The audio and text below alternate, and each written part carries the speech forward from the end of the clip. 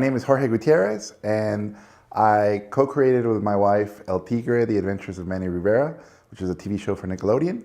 And most recently, I co-wrote and directed The Book of Life for Real Effects Studios and 20th Century Fox.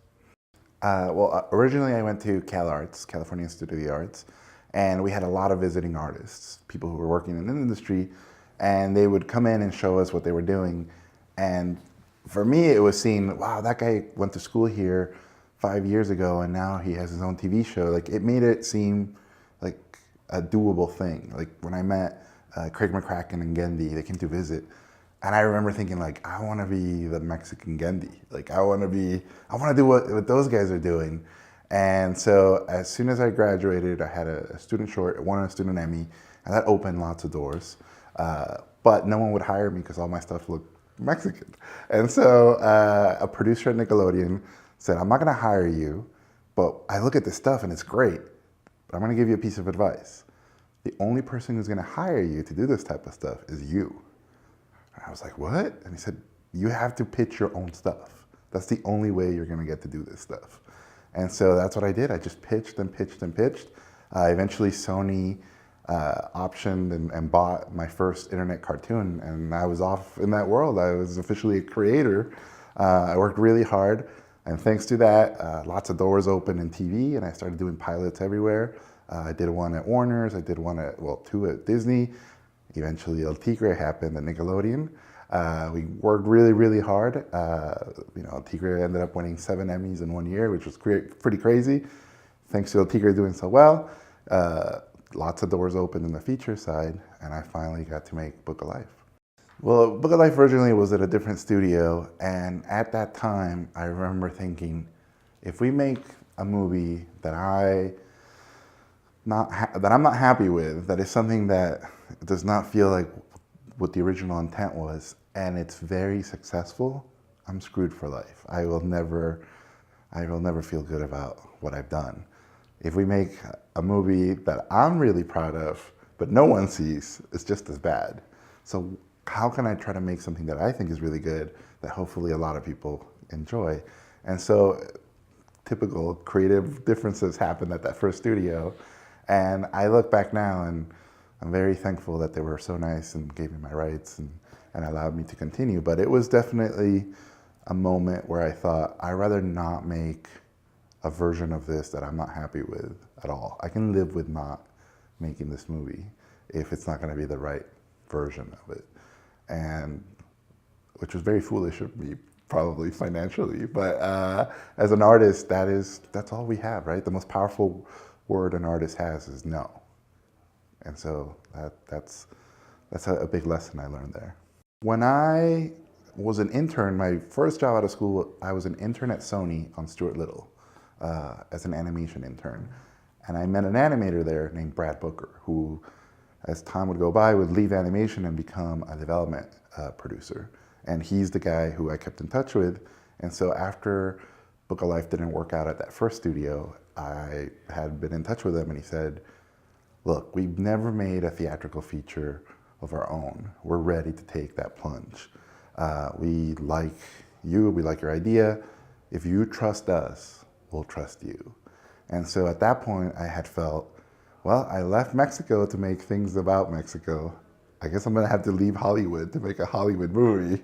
And I liked that there was no house style, and I liked that there was no legacy there with, we made the Ice Ages or the Shreks or these giant franchises. That pressure wasn't there for me. And so I had never directed a movie, and they never made a movie. So it was blind faith on each other, and I kind of felt like this is the way for me to get my stuff out there, is by going somewhere where there's no giant legacy, and I can be a part of the new era and a new foundation and be there as this new tree starting to grow. I mean, Real Effects had been around for service work, but for original stuff, they'd never made a movie at that point. So that was very exciting for me. And then I imagined, I'm gonna go to Dallas and everybody from El Tigre is gonna come with me. No one came. So I had to start over.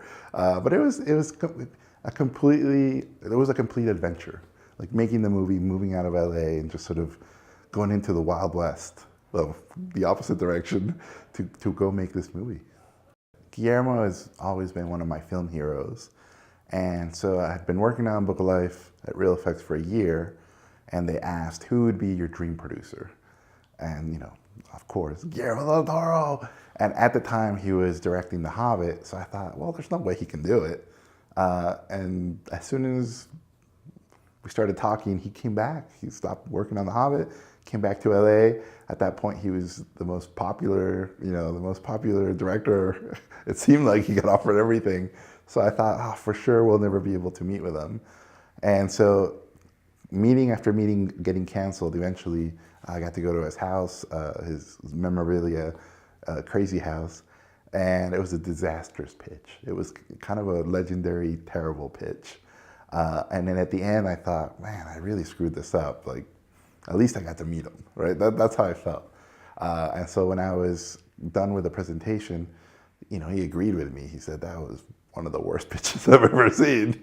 And so at that point, I stood up to leave just to shake his hand, and he said, sit down. And he said, Jorge, I know who you are. I have 2 daughters. On Saturday mornings, we would watch El Tigre. And so I know your sense of humor, I know your art style, and I know how you see Mexico. So of course I want to produce the Book of Life. And he became a mentor and a very tough teacher, and ultimately he became a really good friend. Well, it was one of those things where the moment you decide to make things personal, right? Like for me, it was pouring the stories out of my grandparents and my parents and my life. When you get rejected, they're not rejecting just your idea, they're rejecting your life and your family. So it was heartbreaking early on.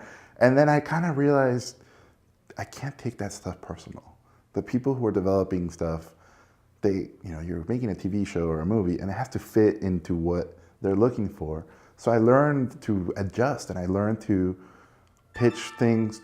I learned to pitch things in a way where I wouldn't pitch a Nickelodeon show to Disney, and I wouldn't pitch an R-rated movie to an animation studio. Like, I learned early on, I have to build and create things that I'm very comfortable with, but that fit in a place by nature. And so that's been kind of the thing I learned. Because early on, I would just pitch the same things everywhere.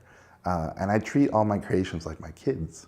So now I know better, like, well, you're good at basketball, and you're good at drawing. Like, I know now where to take my ideas. And then I know there's ideas I have that cannot be made in at least in the American animation industry. So I'm tinkering and tailoring them for other markets. Well, I signed a 2-picture deal with Real Effects, and I'm currently working on a Kung Fu space Western, and I'm having a blast. And I live in Texas now, so I have to make a Western. It's my favorite genre, and I've always loved Kung Fu movies ever since I was a kid in Mexico. Bruce Lee was one of my first heroes. And like everybody in my generation, of course, Star Wars was a huge influence. So this is my love letter to Kung Fu movies, Westerns, and sci-fi movies. And we haven't announced it yet, but we more than likely have a distribution and production partner that I'm really excited about. And then I'm also hopefully going to be doing a Google short for the VR. So I'm super excited about that. And then I think that's the only stuff I can mention